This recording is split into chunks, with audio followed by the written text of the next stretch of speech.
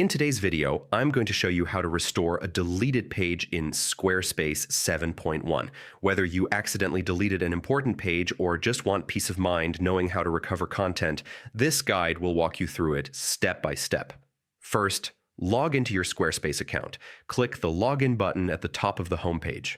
For a faster login, select Continue with Google, which connects directly to your Google credentials for a smooth and secure sign-in.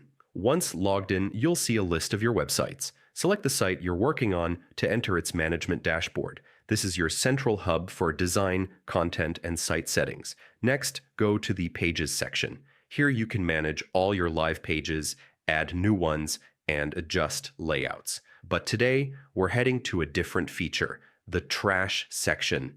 Scroll down to find it. Think of this as Squarespace's recycle bin.